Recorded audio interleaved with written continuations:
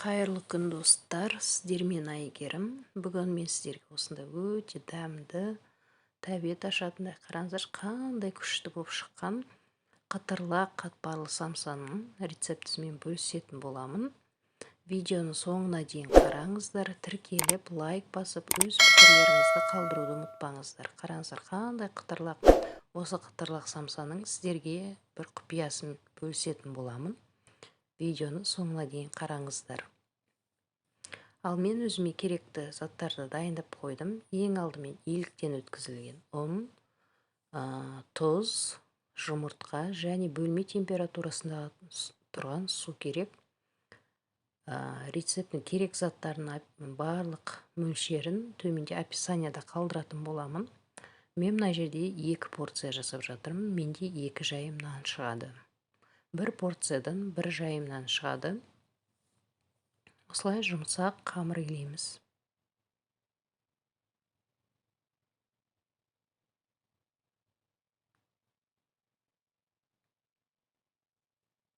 Міне мен қамырым дайын, өте жұмсақ, қолға жабыспайды.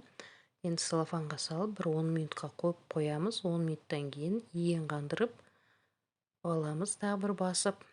Содан кейін міне осындай 2 бөлікке бөлем. Менде 2 жайымнан шығады. Енді бұны өте жұқа қылдырып жаямыз. 5 бармаққа мантыға жайғандай жұқа қылдырамыз. Жұқа болған сайын сіздің самсаңызда дәмді қытырлақ болады. Осы кезде майымызды ертіп аламыз. Мен сіздерге айтатын құпиям, жаңағы сары майымызға 82% болса өте жақсы. 100 грамм сары май қоссам, 50 грамм тоң май қосамын. Сонда самсаңыз өте күшті қытырлақ болады. Солай жасап көріңіздер, сіздерге де ұнайды деген ойдамын. Енді жаңағы майымызды нанымыздың барлық жеріне осылай жағып шығамыз. Мен осылай қолмен жағып шықтым. Кисточкамен жақса да болады, бірақ қолмен жаққан ыңғайлы.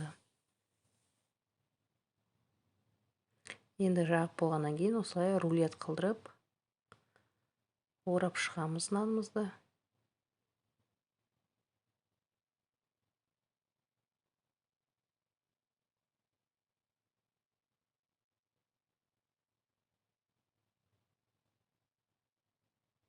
Міне рулет қылып орап алдым. Енді тоңазытқышқа 30 минутқа салып қоямыз. Енді салмасына кірісеміз. Менде мұнда фарш, бір үлкен пияз қостым, қара бұрыш, тұз және паприка қостым. Барлығын дәміне қарай. 30 минут өтті. Қамырымыз дайын. Енді өзіме керекті мөлшерде бөліп аламын. Мен кішкентай самсалар жасайтын боламын.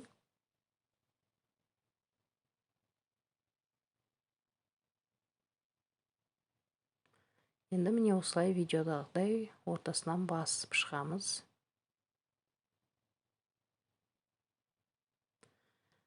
Енді жайғанда міне бізге ұн қажет емес. Менің 3 бұрыштап жасаған самсаларым түспей қалыпты. Мына жерде мен 4 бұрыштық етіп жасап жатырмын. Бірнеше түрін көрсетіп өтейін сіздерге. Мынау бізде 4 бұрыштық жасалған самсаларым.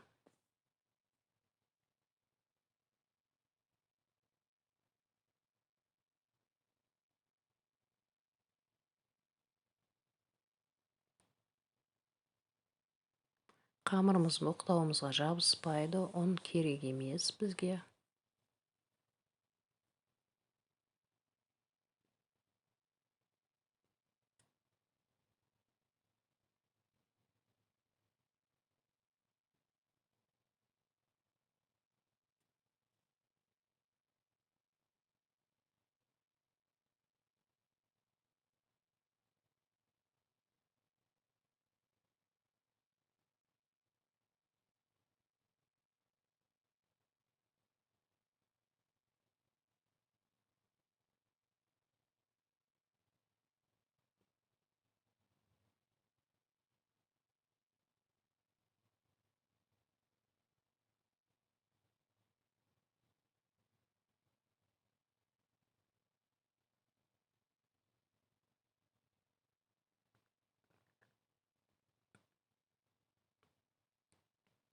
Наны мен шарик тәріздес жасаймын. Міне шеттерін бәрін бүріп, ортасын барлығын жауамыз. Шеттерін міне осындай дөңгелек болып шығады.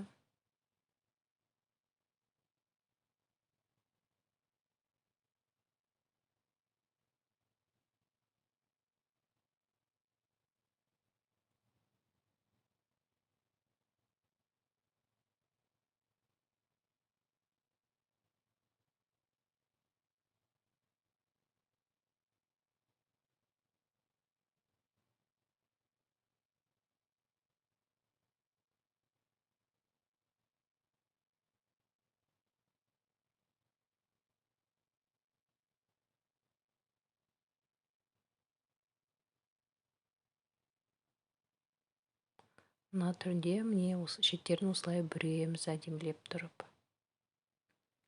Менің мұнда тағы да тюльпан және капелька түйгендерім бар еді видеоға, бірақ олар түспей қалыпты.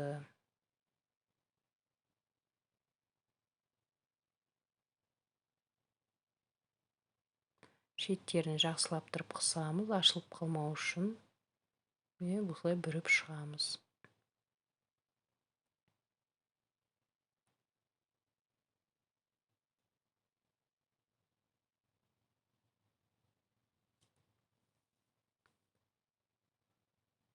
Мен самсаларым ең алғашқы жасаған, барлығы 3 бұрыштап жасағаным.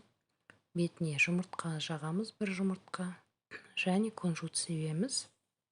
Қызып тұрған пеште 30-35 минут пісіріп аламыз қызарғанша.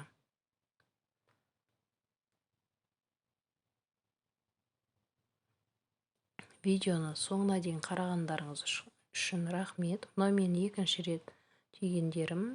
Міне қараңыздар, мен самсаларым дайын. Өте қытырлақ, қатпарлы болып шыққан. Дәмі деген өте керемет. Видеоны соңына дейін көргендеріңізге рахмет. Барлықтарыңызға ас болсын. Жасап көріңіздер.